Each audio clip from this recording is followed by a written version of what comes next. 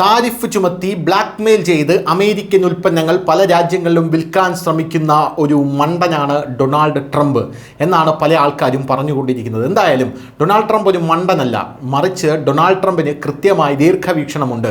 കാരണം Donald Trump ഈ tariff ചുമത്തുന്നത് Donald ട്രംപിന് വട്ടുള്ളത് കൊണ്ടല്ല, മറിച്ച് ഡോളറിൻ്റെ തകർച്ച അങ്ങ് ദൂരെ ഡൊണാൾഡ് ട്രംപ് കാണുന്നുണ്ട് എന്നുള്ളത് കൊണ്ടാണ് ഇപ്പോൾ ഇത്തരത്തിലുള്ള നടപടികൾ ഡൊണാൾഡ് ട്രംപ് സ്വീകരിക്കാൻ നിർബന്ധിതനാകുന്നത് എന്നാണ് പല ആൾക്കാരും പറയുന്നത്. ഡൊണാൾഡ് ട്രംപിൻ്റെ ഒരു എക്സെൻട്രിക് ആയിട്ടുള്ളൊരു സ്വഭാവം, അതായത് വിരളി പിടിച്ചൊരു സ്വഭാവം കാരണം അയാൾ അത് വിളിച്ചു പറയുന്നതേ ഉള്ളൂ.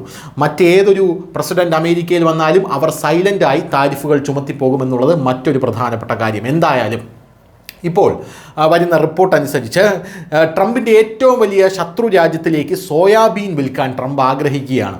എന്നാൽ ആ ശത്രു രാജ്യം അമ്പിനും വില്ലിനും അടുക്കുന്നില്ല എന്നുള്ളതാണ് പ്രധാനപ്പെട്ട കാര്യം. ഈ ശത്രു രാജ്യത്തിന് അതുകൊണ്ട് ട്രംപ് ഒരു ഓഫർ നൽകിയിരിക്കുകയാണ്.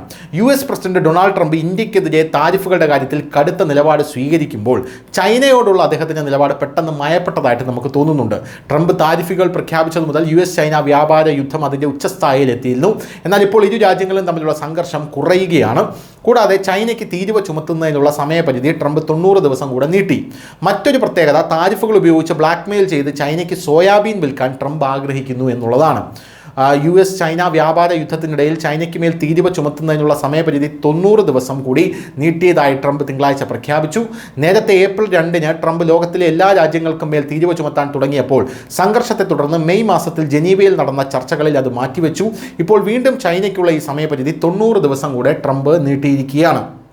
എന്തായാലും ചൈനയ്ക്ക് മേൽ ചുമത്തിയ തീരുവ നടപ്പിലാക്കാൻ ട്രംപ് നൽകിയ ഇളവ് ഓഗസ്റ്റ് 12-ന് അവസാനിക്കേണ്ടതായിരുന്നു. എന്നാൽ അതിനു മുമ്പ് ട്രംപ് ചൈനയ്ക്ക് മറ്റൊരു ഇളവ് കൂടി നൽകി. ജനീവ യോഗത്തിന് ശേഷം അമേരിക്ക ചൈനീസ് ഉൽപ്പന്നങ്ങളുടെ തീരുവ 30% കുറച്ചു. കൂടാതെ ചൈന അപൂർവ ഭൂമി ലോഹങ്ങളുടെ കയറ്റുമതി പുനരാരംഭിച്ചു. ചൈനീസ് ഇറക്കുമതികൾക്കുള്ള തീരുവ അമേരിക്ക തുടക്കത്തിൽ 145% വർദ്ധിപ്പിച്ചിരുന്നു എന്നതും ഇവിടെ അറിയേണ്ടത് പ്രധാനമാണ്. News desk, news India Malayalam.